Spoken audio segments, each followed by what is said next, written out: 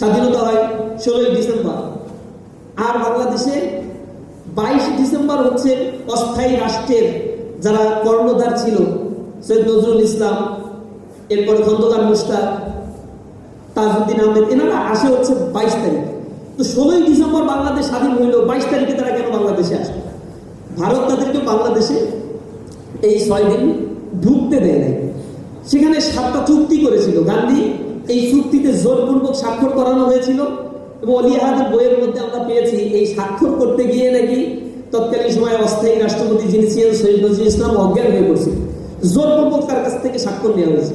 সেই স্বাক্ষরের মধ্যে একটা ছিল যে বাংলাদেশ নিজস্ব সেনাবাহিনী বানাতে পারবে না, বাংলাদেশের সেনাবাহিনী এই প্রতিরক্ষার ব্যবস্থা আজীবন বাংলাদেশ থেকে, বাংলাদেশের বিষয়টা ভারতই দেখবে, স্বাক্ষর করেন। এরপরে অবাধ বাণিজ্য থাকবে বাংলাদেশ আর ভারতের মধ্যে। এই অবাধ বাণিজ্য, এটা শুনতে ভালো লাগে, তৎকালীন সময় বাংলাদেশের বিক্ষুব্ধ অবস্থা, এত দুর্ভিক্ষ অবস্থা যে একটা সুতাও ভারত থেকেই আনতে হতো, নিজে স্বাবলম্বী হওয়ার সুযোগটা কম ছিল। সুতরাং ভারতের সাথে অবাধ বাণিজ্য মানে হচ্ছে ভারতের উপরে 100% ডিপেন্ডেন্স। এইসব ইমব্যালেন্স 7টা চুক্তি করা হয়েছিল, যে চুক্তিতে স্বাক্ষর জোরপূর্বক তাদের কাছ থেকে নেওয়া হয়েছিল। পরবর্তীতে উন্মুক্ত বাণিজ্য করা হয়েছে, বাংলাদেশের তাঁত শিল্প নষ্ট হয়েছে, মুসলিম শিল্প নষ্ট হয়েছে, বাংলাদেশের গার্মেন্টস ইন্ডাস্ট্রিগুলো নষ্ট হয়ে যাচ্ছে, পাট শিল্পগুলো নষ্ট হয়ে যাচ্ছে, নিউজ প্রিন্ট মিলগুলো সব বন্ধ হয়ে যাচ্ছে, যার ফলশ্রুতিতে বাংলাদেশ ডিপেন্ডেন্ট হয়ে পড়ছে। এবং বাংলাদেশে রাইট নাও 60% খাদ্যদ্রব্য বিদেশ থেকে আমদানি করতে হয়। বাংলাদেশের সবচেয়ে ভাস্ট যে সেক্টরটা আরএনজি সেক্টর, যেটা বাংলাদেশের ইকোনমির একমাত্র অনুঘটক হিসেবে কনসিডার করা হয়, যদিও রেমিটেন্স হচ্ছে সবচেয়ে বড় ভাস্ট সেক্টর, এটা বন্ধ হয়ে গেলে বাংলাদেশই শেষ হয়ে যাবে যে কোনো মুহূর্তে। কিন্তু আরএনজি সেক্টরে যে 22 বা 25 বিলিয়ন ডলার আয় হয়, তার ভিতরে শুভঙ্করের ফাঁকি বেশি। কারণ কোনো র মেটেরিয়াল বাংলাদেশ প্রডিউস করতে পারে না, কোনো মেশিনারি বাংলাদেশ প্রডিউস করতে পারে না, বাংলাদেশে সুতা প্রডিউস হয় না, ডাই নিটওয়ারের জন্য যা প্রয়োজন কোনো কিছুই বাংলাদেশে প্রডিউস হয় না। সব কিছু থাইল্যান্ড থেকে, ভিয়েতনাম থেকে, এইসব দেশ থেকে, অথবা ভারত থেকে, অথবা রাশিয়া থেকে, চায়না থেকে আমদানি করতে হয়। তো আমদানি করে প্রসেসটা হয় বাংলাদেশে, আবার বিক্রিটাও হয় ইউরোপের বাজারে, আমেরিকার বাজারে। আনতে খরচ হয় 18 টাকা, বিক্রি করি 22 টাকায়। তাহলে 18 আর 22 মাইনাস করলে হচ্ছে 4 টাকা থেকে, ওই 4 টাকা হচ্ছে দেশের জনগণের সস্তা শ্রমের মূল্য, যেটাকে আমরা বাংলাদেশে বলি সস্তা শ্রম বাংলাদেশে আছে। এই কারণে বাংলাদেশ থেকে কম টাকায় পোশাক কেনা হয়, বাংলাদেশের উপরে শুল্ক সুদমুক্ত, মানে শুল্ক বাজারগুলোকে শুল্ক মুক্ত করে দেওয়া হয়েছে। এটা তাদের সুবিধার জন্য তারা করেছে। আমেরিকায় এত সস্তায় কোনো জামা কাপড় উৎপাদনও করা যায় না, বিক্রিও করা সম্ভব না। এই পৃথিবীতে একটা সময় ভূতত্ত্ববিদ্যা, প্রত্নতত্ত্ববিদ্যা বলে যে এখানে ডাইনোসর ছিল, বিশাল দেহি ডাইনোসর। আমরা ওই যে ছোটবেলায় কিছু কার্টুন দেখতাম, মুখ থেকে আগুন বের করতাম, জানি না এটা বের করছে কিনা কোনোদিন, কিন্তু এটা এমনি দেখতাম আমরা। তো ডাইনোসরের শরীর টরীর দেখে ওইখান থেকে অ্যাজাম্পশন করেছি, কিন্তু ভূতত্ত্ববিদরা বলে যে এরকম কিছু একটা ছিল। কিন্তু সময়ের বিবর্তনে, এনভায়রনমেন্টটা চেঞ্জ হয়ে যাওয়ার কারণে, গ্রিন হাউস ইফেক্টের কারণে, সি লেভেল রাইজ করার কারণে, বন্যা জলোচ্ছ্বাস দুর্যোগ বেড়ে যাওয়ার কারণে এবং এখানে ওয়ার্মের পরিমাণ বেড়ে যাওয়ার কারণে এগুলো আস্তে আস্তে অ্যাডাপ্টেশন কোয়ালিটি হারিয়েছে এবং সোসাইটিতে সাথে তারা বিলীন হয়ে গিয়েছে। এটার অস্তিত্ব নাই। কেউ বলে 5000 বছর আগে ছিল, 1000 বছর আগে ছিল, নানা ধরনের বর্ণনা তারা দেয়। প্রমোদ চৌধুরীর একটা বক্তব্য রয়েছে, অতিকায় হস্তি লোপ পাইয়াছে কিন্তু তেলাপোকা এখনো টিকিয়ে আছে। তেলাপোকা আজকে আছে, পূর্বে ছিল, আমার মনে হয় পৃথিবীর শেষ পর্যন্ত সার্ভাইভ করবে। এর কারণ হচ্ছে তাদের অ্যাডাপ্টেশন কোয়ালিটি বা ক্যাপাসিটি আছে। এ তেলাপোকা স্যাঁতস্যাঁতে আবহাওয়ায় চলতে পারে, প্রচন্ড গরমের মধ্যে টিকতে পারে, আবার বর্ষার মধ্যেও তার সমস্যা হয় না, শীতের মধ্যেও তার প্রবলেম হয় না। সে যে কোনো আবহাওয়ার মধ্যে সে নিজেকে মানিয়ে নিতে পারে। কিন্তু বিশাল হস্তি, দিন যত যায় এই হস্তির পরিমাণ কমছে, কারণ তার জন্য যে আবহাওয়া প্রয়োজন এই সোসাইটিতে তা যখন বিলং করে না, তখন সে আস্তে আস্তে এনভায়রনমেন্ট থেকে হারিয়ে যায়। বাংলাদেশে আপনারা দেখবেন অনেক স্পিসিসগুলো হারিয়ে গিয়েছে। এর কারণ হিসেবে জলবায়ু ক্রমহ্রাসমান এই পরিবর্তনটাকে একমাত্র দায়ী করা হচ্ছে, গ্লোবাল ওয়ার্মিংকে দায়ী করা হচ্ছে, সি লেভেল রাইজ করছে তাকে দায়ী করা হচ্ছে। হট হয়ে যাচ্ছে ওয়েদারগুলো, কার্বন ডাই অক্সাইড অতিমাত্রায় নিঃসরণের কারণে মানুষ জাতির বসবাসের অনুপযোগী হয়ে পড়ছে এই সোসাইটি। এবং এভাবে চলতে থাকলে তলে তলিয়ে যেতে পারে। 2050 সালের ব্যবধানে সাউথ এশিয়ার অসংখ্য জায়গা, ভারত সহ মালদ্বীপ, বাংলাদেশের একটা বড় অংশ তলিয়ে যাবে। 30 কোটি মানুষ বাস্তুচ্যুত হবে, বাংলাদেশের 20 কোটি মানুষ বাস্তুচ্যুত হয়ে পড়বে, মাইগ্রেটেড পিপলের পরিমাণ বাড়বে। এগুলো আনএমপ্লয়েড ক্রিয়েট করে, এনার্কি সিচুয়েশন ক্রিয়েট করে। সে সোসাইটি আস্তে আস্তে এই দিকে শিফটিং হবে, এটা মানুষের হাতের কামাই। আর এই গ্লোবাল ওয়ার্মিং এর জন্য দায়ী যারা, তারা আমাদের উপরে এগুলো চাপিয়ে দিচ্ছে। ক্লাইমেট এক্সচেঞ্জ ফান্ড গঠন করে ফান্ডের টাকা স্যাংশন করছে না, অথবা এগুলোতে করাপশনের কারণে, সুশাসন নিশ্চিত না হওয়ার কারণে মানুষের উপরেই এগুলো এসে আরো খরচ চাচ্ছে। তো এটা আমার আলোচনার বিষয়বস্তু না। আমি বলতে চাচ্ছি, সোসাইটিতে আপনাকে যদি টিকে থাকতে হয়, তাহলে আপনার ভিতরে অ্যাডাপ্টেশন কোয়ালিটি ডেভেলপ করতে হবে। সোসাইটি আপনার হাতে তুলে কোনো কিছুই দিবে না, বিকজ এই সোসাইটিতে অনেক অনেক স্কেয়ারসিটি রয়েছে। যদি স্কেয়ারসিটি কথাটা ইসলামের সাথে রিলেভেন্ট না অনেক ক্ষেত্রে, কিন্তু ইকোনমিক্সে পড়ানো হয়, ইকোনমিক্সের মূল সংজ্ঞার মধ্যেই দেওয়া হয় মানুষের প্রবলেম বেসিক্যালি ইকোনমিক প্রবলেমগুলো সলিউশন করা, এবং এই ইকোনমিক প্রবলেমগুলো প্রত্যেকটা মানুষের জীবনের সাথে ওতপ্রোতভাবে জড়িত। এ কারণে পলিটিক্সকে আগে কখনো ইকোনমিক্স থেকে আলাদা করা হতো না, এটাকে বলা হতো পলিটিক্যাল ইকোনমি। পরবর্তীতে ইকোনমির ব্রাঞ্চ এবং ভাস্টনেস বেড়ে যাওয়ার কারণে ইকোনমি থেকে পলিটিক্সকে আলাদা করেছে। কিন্তু যদি রিয়েল ইকোনমিক ফ্যাক্টরকে অ্যানালিসিস করতে হয়, একজনকে পলিটিক্সটা জানতেই হবে, অ্যানথ্রোপোলজি পড়তে হবে, সোসাইটির বিহেভিয়ারাল প্যাটার্ন জানতে হবে, সাইকোলজিক্যাল প্যাটার্ন জানতে হয়। ডিমান্ড সাপ্লাইয়ের এই উত্থান পতনের কারণে একটা জাতি বিধ্বংসী হয়ে যায়। ডাইনামিজম, পাওয়ারের ডাইনামিজমের কারণে, পোলারাইজেশনের কারণে সোসাইটির ইম্প্যাক্ট পড়ে। একটা দেশ আর একটা দেশকে জাতিগতভাবে নিধন করে ফেলে, মানুষকে হত্যাযজ্ঞ করে তোলা হয়। এই যে সোসাইটির এই বিবর্তন, এই পরিবর্তনে ইকোনমিক ভাইটাল রোল প্লে করে, এবং তার মূল থিওরিটা বলা হচ্ছে, ইকোনমিক্সের মূল থিওরির ভিতরে বলা হয়, we have limited resources but unlimited wants, and the purpose of economics is to mitigate. How can you utilize your best effort by having limited resources? শুরু থেকেই মানুষের মস্তিষ্কের মধ্যে ঢুকিয়ে দেওয়া হয় সম্পদ খুবই কম পৃথিবীতে, মানুষের চাহিদা অসীম, এই স্বল্প সম্পদ দিয়ে অসীম চাহিদা পূরণ করার জন্য তোমাকে স্যাক্রিফাইস করতে হবে। কিন্তু রিয়ালিটিটা কি? ওয়েলফেয়ার ইকোনমি কি বলে, ইসলামিক ইকোনমিক্স কি বলে? ইসলামিক ইকোনমিক্স বলে যে সোসাইটিতে ওয়েলথের কোনো প্রবলেম নাই, প্রবলেমটা হচ্ছে ডিসেন্ট্রালাইজেশন অফ ওয়েলথ। প্রবলেমটা হচ্ছে এখানের সুশাসন নিশ্চিত হচ্ছে না, যার ফলশ্রুতিতে ফোর্সের জরিপ বলে, একনেকের জরিপ বলে, বা বিভিন্ন ধরনের ইকোনমিক সংস্থা, IMF এর জরিপ টরিপ বিভিন্ন সময় প্রকাশিত হয়। তারা বলে পৃথিবীর 5% মানুষের কাছে পৃথিবীর 90% সম্পদ জিম্মি হয়ে আছে।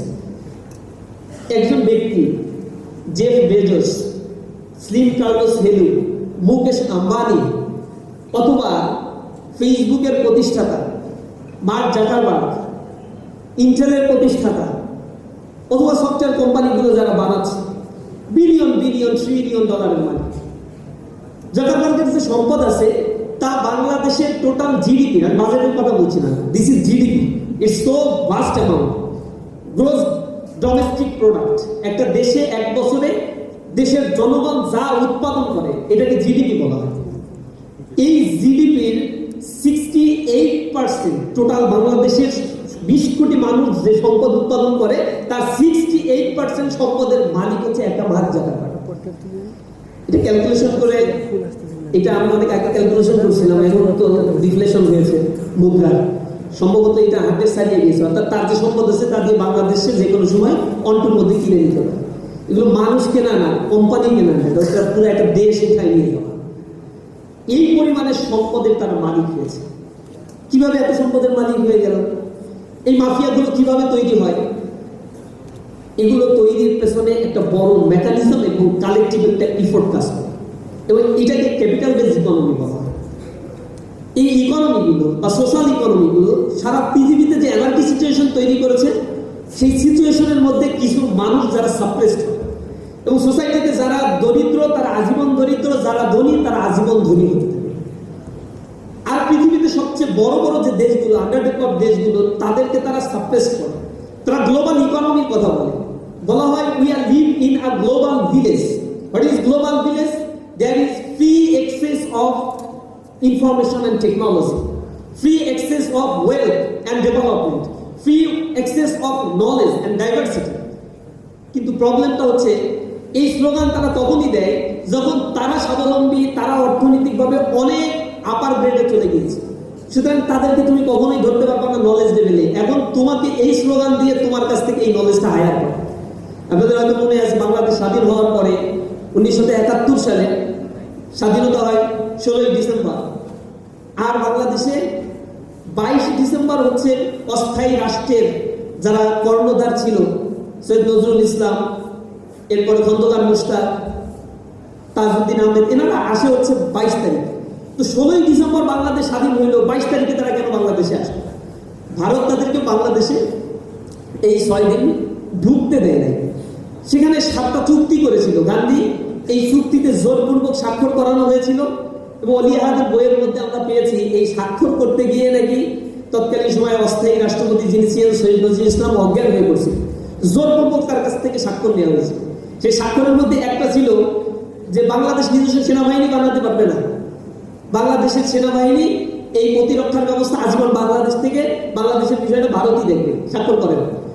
এরপরে অবাধ বাণিজ্য থাকবে বাংলাদেশ আর ভারতের মধ্যে।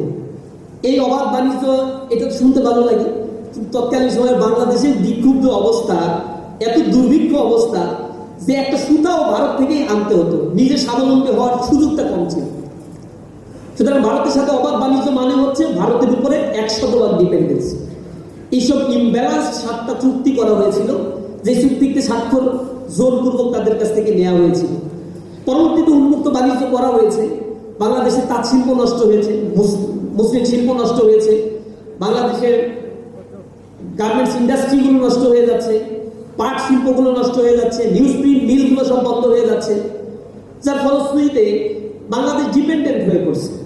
এবং বাংলাদেশের রাইট নাও 60% খাদ্যদ্রব্য বিদেশ থেকে আমদানি করতে হয়। বাংলাদেশের সবচেয়ে ভাস্ট যে সেক্টরটা আরএনজি সেক্টর, যেটা বাংলাদেশের ইকোনমির একমাত্র অনুঘটক হিসেবে কনসিডার করা হয়, যদিও রেমিটেন্স হচ্ছে সবচেয়ে বড় ভাস্ট সেক্টর, এটা বন্ধ হয়ে গেলে বাংলাদেশই শেষ হয়ে যাবে যে কোনো মুহূর্তে। কিন্তু আরএনজি সেক্টরে যে 22 বা 25 বিলিয়ন ডলার আয় হয়, তার ভিতরে শুভঙ্করের ফাঁকি বেশি। কারণ কোনো র মেটেরিয়াল বাংলাদেশ প্রডিউস করতে পারে না, কোনো মেশিনারি বাংলাদেশ প্রডিউস করতে পারে না, বাংলাদেশে সুতা প্রডিউস হয় না, ডাইং মিটওয়ারের জন্য যা প্রয়োজন কোনো কিছুই বাংলাদেশে প্রডিউস হয় না। সব কিছু থাইল্যান্ড থেকে, ভিয়েতনাম থেকে, এইসব দেশ থেকে, অথবা ভারত থেকে, অথবা রাশিয়া থেকে, চায়না থেকে আমদানি করতে হয়। তো আমদানি করে প্রসেসটা হয় বাংলাদেশে, আবার বিক্রিটাও হয় ইউরোপের বাজারে, আমেরিকার বাজারে। আনতে খরচ হয় 18 টাকা, বিক্রি করি 22 টাকায়। তাহলে 18 আর 22 মাইনাস করলে হচ্ছে 4 টাকা থেকে, ওই 4 টাকা হচ্ছে দেশের জনগণের সস্তা শ্রমের মূল্য, যেটাকে আমরা বাংলাদেশে বলি সস্তা শ্রম বাংলাদেশে আছে। এই কারণে বাংলাদেশ থেকে কম টাকায় পোশাক কেনা হয়, বাংলাদেশের উপরে শুল্ক সুদমুক্ত, মানে শুল্ক বাজারগুলোকে শুল্ক মুক্ত করে দেওয়া হয়েছে।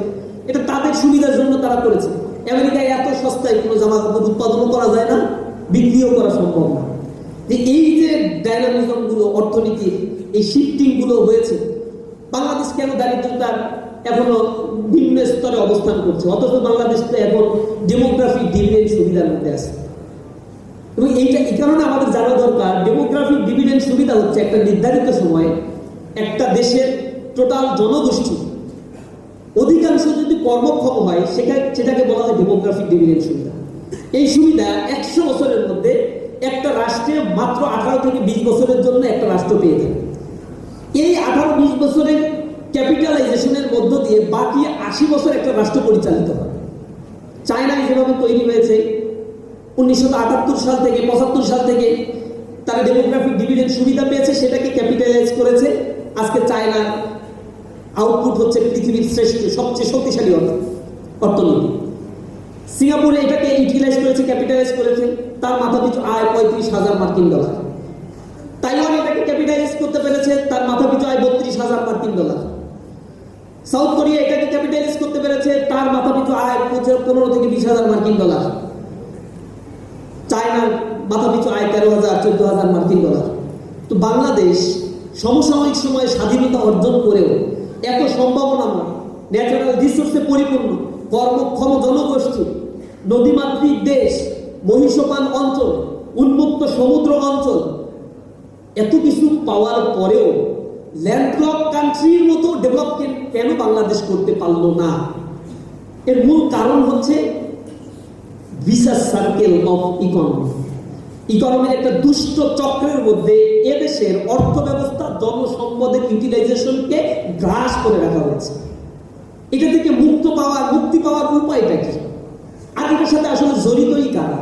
এটার সাথে জড়িত হচ্ছে এদেশের আমলারা, যারা মির্জাফরের মতো ভূমিকা পালন করে, এদেশের জনগণের অর্থ লগ্নি করে, সম্পদের পাহাড় করে, বিদেশি বেনিয়াদের তোষণ নীতি করে, পাঁচাটা গোলামের মতো করে সচিবালয়ে বসে আছে। এগুলো এদেশের রক্ত মাংস থেকো, মানুষের রক্ত মাংস থেকো অভিশপ্ত একটা শ্রেণী। সবাই না, একটা অংশ তো ভালো আছে, ভালো থাকলে তো সিলেটে ডিসি থাকতে পারে না, উঠাই নিয়ে চলে গেছে। কারা তারা? এই কল্যাণমুখী কাজে বাধা দেয়। সমাজে দেখতে দাড়িওয়ালা টুপিওয়ালা এই শ্রেণীর মধ্যে একটা অংশ থাকতে পারে। একটা অংশ আছে খুবই সুশ্রী, একেবারে টাইল জামা কাপড় পরে ঘোরাফেরা করে আমাদের সোসাইটি, দেখলে মনে হয় জান্নাত থেকে পালিয়ে আসে, অথচ জাহান্নামের ইন্ধন এবং কিটে পরিণত হয়েছে। ধরলে হচ্ছে বোঝা যায় রাজনীতিবিদরা যখন কথা বলে এত মাখো সুন্দর সুন্দর কথা বলে, দুর্নীতির বিরুদ্ধে 0 টলারেন্স, মাদকের বিরুদ্ধে যুদ্ধ ঘোষণা। আওয়ামী লীগের সময় বলছে আমাকে, আমরা সবসময় আওয়ামী লীগ দেখছি, বিএনপি সময় এই হয়েছে সেই হয়েছে, দুর্নীতিতে চ্যাম্পিয়ন, আমরা দেশকে স্বনির্ভরশীল করছি, এক্সপ্রেস ওয়ে করছি, এলিভেটেড এক্সপ্রেস ওয়ে করছি, ইউরো টানেল করছি, বঙ্গবন্ধু টানেল। কি করি নাই? পালিয়ে যাওয়ার সময় হিসাব করে দেখা গেল $234 বিলিয়ন শুধু পাচার করছে।